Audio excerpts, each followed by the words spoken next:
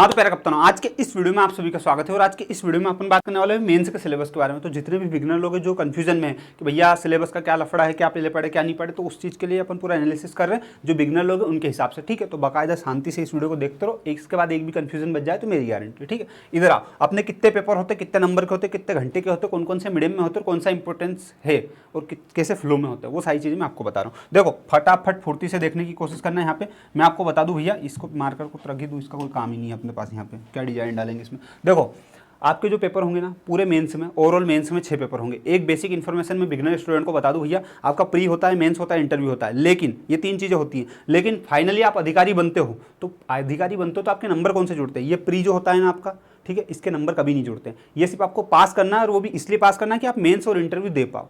Clear बात है। तो आपका प्री निकालने के बाद प्री का कोई इंपॉर्टेंस नहीं बचता है। क्लियर, अब ये प्री हटा दो, अब आपका बचता है मेंस और आपका बचता है इंटरव्यू। इन दोनों के जो नंबर होते हैं ना, तो आपका मेंस जो होता है 1400 नंबर का होता है। ठीक है, क्लियर बातें हैं, 1400 नंबर का होता है। ये पूरे नंबर जो है ना 3 से 3 ऐसे करके पूरे जोड़ोगे 1400 नंबर, और इंटरव्यू जो होगा वो 175 नंबर का होगा, ये वाला। ठीक है, तो 1415 और 75 1575, तो टोटल 1575 में जिसके सबसे ज़्यादा आते हैं वैसे डीसी बनता है, फिर डीएसपी बनता है, फिर ऐसे ऐसे करके और भी अधिकारी आते हैं, उसमें 15-20 अधिकारी और इस तरह के अधिकारी, तो नायब तहसीलदार इस टाइप की सारी पोस्ट आ जाती है। तो नंबर के अकॉर्डिंग सबको पोस्ट दी जाती है। आई बात समझ में, वैसा सिस्टम चलता है। ये थी बेसिक इन्फॉर्मेशन। अब आओ पेपर पे, आपका मान लो प्री निकल गया। प्री निकलने के बाद आपको मुश्किल से 3 से 4 महीने मिल पाते हैं। कभी कभी आपके किस्मत अच्छे हो तो ज़्यादा टाइम मिल जाता है, नहीं तो नहीं मिलता है। ठीक है, 2 से 3 महीने आप मान के चलो कि 4 महीने मैक्सिमम, इससे ज़्यादा नहीं मिलता है। 4 महीने में ये सारी पूरी चीज़ें आपको रिवीजन करनी रहती है। ठीक है, इसलिए अधिकतर बोला जाता है कि पहले मेंस पढ़ा जाए। अब पहले मेंस पढ़ा जाए क्यों, क्योंकि 4 महीने के अंदर ये पूरे सिलेबस पढ़ना पॉसिबल नहीं है। ठीक है, तो 4 पेपर अब होते हैं इसमें। देखो 6 पेपर टोटल कौन कौन से होते हैं। तो पहली चीज़ मैं आपको बता दूं कि जितने भी इंग्लिश मीडियम वाले, हिंदी मीडियम वाले, सबको एक कन्फ्यूजन होता है भैया कि ये जितना भी पूरा सिलेबस है ना, पूरा आपका अगर इंग्लिश मीडियम है तो इंग्लिश में दे सकते हो, हिंदी मीडियम है तो हिंदी में दे सकते हो। बट आपके जो 2 पेपर हैं, ये वाला एक तो कौन सा, एक तो 5वां और 6ठा हिंदी वाला पेपर और निबंध वाला पेपर आपको हिंदी में ही देना है, चाहे आप इंग्लिश मीडियम के हो या हिंदी मीडियम के हो। इसीलिए हिंदी मीडियम वाले के साथ तो ज़्यादा दिक्कत नहीं, क्योंकि उसको पूरी चीज़ हिंदी में पढ़नी। बट इंग्लिश मीडियम वाले के साथ क्या दिक्कत, ये इंग्लिश में पढ़ो और ये हिंदी में पढ़ो। और ऐसा नहीं है कि हिंदी मीडियम वालों के मजे मजे, हिंदी मीडियम वालों को ट्रांसलेशन वाला जो पार्ट रहता है ना, ये अपना हिंदी वाले पेपर में इसमें ट्रांसलेशन वाला पार्ट रहता है, इसलिए इंग्लिश सीखनी पड़ती है। तो इंग्लिश वाले को हिंदी और हिंदी वाले को इंग्लिश तो सीखनी ही पड़ती है। ठीक है, परम सत्य है ये। अब आ जाओ बेटा फटाफट पेपर पे। पहला पेपर भैया आपका होगा काई का, मैं बता रहा हूँ। देखो यहाँ पे पहला पेपर है आपका, इसके अंदर 2 पार्ट होते हैं। ये पहला पेपर है, उसके अंदर 2 पार्ट होंगे। पहला कौन सा होगा आपका, जो होगा हिस्ट्री, दूसरा होगा ज्योग्राफी। ठीक है, 150 का हिस्ट्री, 150 का ज्योग्राफी, ऐसे मिल के कितने हो जाएंगे, 300 नंबर हो जाएंगे आपके।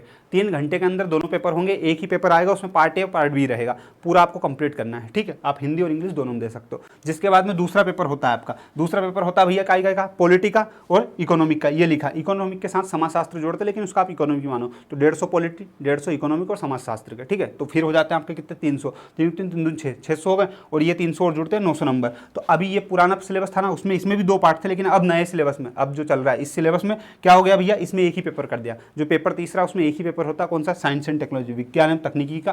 3 घंटे में होता है, 300 नंबर का रहता है, और हिंदी और अंग्रेजी दोनों में रहता है। और मैं बता दूं कायदे की बात, ये जो पेपर है ना, ये अधिकतर लोगों की जान ले लेता है। जिनका टेक्निकल बैकग्राउंड है वो तो ठीक है, जिनका नॉन टेक्निकल बैकग्राउंड है उनके लिए पढ़ना बहुत बड़ी बात हो जाती है। हालांकि इतनी दिक्कत नहीं, पढ़ने वाले पढ़ते, कोई दिक्कत नहीं। तो ये होते हैं। तो इस तरीके से यहाँ तक होता है। उसके बाद में क्या आता है, उसके बाद में आता है चौथा पेपर आपका। चौथा पेपर में भी एक ही पेपर होता है, और वो कौन सा होता है, इथिक्स का। इथिक्स को क्या बोलते हैं, दर्शन शास्त्र, मनोविज्ञान एवं लोक प्रशासन। तो ये पूरा उन्होंने डिस्क्राइब किया, लेकिन उसको मोटा मोटा बोल सकते हो इथिक्स। कौन सा पेपर, चौथा पेपर। 3 घंटे का होता है, 200 नंबर का होता है, 200 नंबर का होता है, स्पेशली में होता है, हिंदी अंग्रेजी में होता है। जिसके बाद में आपका होता है 5वां पेपर, किसका, हिंदी का। हिंदी जो अपन ने पढ़ा रखी है यूट्यूब पे। ठीक है, ये वाला 3 घंटे का होता है और 200 नंबर का होता है। तो देखो शुरू में जो है ना, ये वाले पेपर शुरू के, इनमें तुमको बहुत ही फट मारना पड़ता है। 3 घंटे के अंदर तुमको 2-2 पेपर देने हैं, और इधर 3 घंटे के अंदर सिर्फ एक ही पेपर देना है। नंबर भले 200 मिल रहे हैं, लेकिन तो भी तो कहीं ना कहीं 50 नंबर ज़्यादा है ना। यहाँ पे अगर यहाँ पे एक पेपर देना है, अगर एक पेपर का नंबर देखो तो यहाँ पे 150 आते हैं, और यहाँ पे 200 आ रहे हैं 3 घंटे में। ठीक है, तो ये ज़्यादा नंबर है एक हिसाब से। सामान्य हिंदी का पेपर हो जाएगा। उसके बाद में आता है छठा पेपर। छठा पेपर किसका होता है, निबंध का होता है। लिखना हिंदी में पड़ता है, आपको 15-20 टॉपिक देते हैं, उसमें से एक टॉपिक पर आपको निबंध लिखना पड़ता है। इस पर निबंध लिखो, जैसे अपन ने 12th में लिखा, नारी सशक्तिकरण ने, विज्ञान ने, फलाना ढिमकाना, इनके ऊपर। इस तरीके से पूरा सिस्टम होता है। अब एक चीज़ और बता दूं बिगनर लोगों को कि भैया यदि आप ये पूरे पेपर हैं, ये पूरी चलनी है, प्री की चलनी, मेंस की चलनी, इंटरव्यू की चलनी, ये पूरी चलनी में से एक बार में निकलना पड़ता है। जहाँ तुम अटके, मान लो कि तुम्हारा सब कुछ सही साठ, बस मान लो थोड़ी देर के लिए कि ये वाले पेपर में तुम्हारे 10-20 नंबर कम पड़ गए, ठीक है, और ओवरऑल नंबर में तुम्हारे 10-20 नंबर कम पड़े और इसमें कम आए थे तो सिलेक्शन नहीं होगा। मतलब कुल मिला के हर एक पेपर में तुम्हारे 60 बिल्कुल परफेक्ट नंबर आने चाहिए जब जाके तुम्हारा सिलेक्शन होता है। क्लियर कर बात है। और एक में भी तुम्हारा नंबर गड़बड़ हुआ तो तुम्हारा सिलेक्शन रुक जाएगा। क्लियर। और अगर मान लो इस एग्जाम में फेल होते तो फिर से प्री देना पड़ता, फिर मेंस दो, फिर इंटरव्यू दो, इंटरव्यू में फेल हो गए तो फिर से प्री दो, फिर मेंस दो, फिर इंटरव्यू दो। आगे बात समझ में, इसीलिए टफ बोलते हैं एग्जाम को, बाकी और कुछ नहीं है। क्लियर। ये था पूरा सिस्टम। उसके बाद में आपका इंटरव्यू होता है 175 नंबर का, तो 1575 में से जितने जिसके ज़्यादा है कितने लाने कितने पड़ते भैया ये बता दो। मैं बताऊँ, लिटरली बताऊँ, 1000 नंबर लेके जाओ, डिप्टी कलेक्टर बनने से कोई नहीं रोक सकता पिछले पैटर्न के हिसाब से। तो अब कई का व्यक्ति 1200 पे टॉप कर दे तो वह एक अलग बात है, ठीक है। बाकी नॉर्मली 1000 नंबर, 1000 से ज़्यादा नंबर लेके आओगे डिप्टी कलेक्टर बनने से कोई नहीं रोक सकता, ठीक है। इतने लाने के लिए पढ़ना पड़ता है, इधर उधर मुंह फाड़ने से कुछ नहीं होगा। क्लियर कट बात है। अब देखो मैं तुमको एक चीज़ बता रहा हूँ, ये पीडीएफ दूंगा, पीडीएफ मिल जाएगी डिस्क्रिप्शन में। अब उसमें क्या करना है, किसी भी पेपर को, मान लो अब तुम सारे पेपर तो एक साथ पढ़ोगे नहीं और सारी चीज़ बता भी दूँ तो याद तो कोई रहेगी नहीं। उससे अच्छा एक काम करना है, जैसे मान लो थोड़ी देर के लिए कि भैया हमको कन्फ्यूजन में है कि यार हम मेन से स्टार्ट करें, मान लो कहाँ से पढ़े, ये चीज़ है, तो मैं वो चीज़ क्लियर करता हूँ। देखो इधर आओ फटाफट फुर्ती, ये 6 पेपर है, तुम मेंस खुद से पढ़ना चाह रहे हो, कोचिंग से पढ़ना चाह रहे हो, कैसे पढ़ना चाह रहे हो, मुझको उससे कोई मतलब नहीं, बट पढ़ना है तो स्टार्ट कहाँ से करें। तो ज़रूरी नहीं है कि आप यहीं से स्टार्ट करो। एक तर्क देता हूँ, मान लो थोड़ी देर के लिए कि हिंदी है, ठीक है, आपने 12th में हिंदी पढ़ा है, वही हिंदी है, कोई अलग हिंदी नहीं है, ठीक है, वही हिंदी है, 12th में पढ़ा है। हिंदी को आप 1 महीने में कंप्लीट कर सकते हो यहाँ की, 1 से 2 महीने के अंदर, ठीक है। अब 2 महीने के अंदर आप 200 नंबर कंप्लीट कर सकते हो यहाँ पे, ठीक है। और अगर इनमें से कोई सा भी सब्जेक्ट पढ़ोगे ना, तो कोई भी सब्जेक्ट, एक भी सब्जेक्ट ऐसा नहीं है, ये हिस्ट्री, ज्योग्राफी, पॉलिटी, इकोनॉमिक में कोई भी सब्जेक्ट ऐसा नहीं 2 महीने के अंदर कंप्लीट होता हो। मतलब हर सब्जेक्ट बिगिनर स्टूडेंट को कम से कम 4 से 5 महीने तो मांगता ही मांगता है।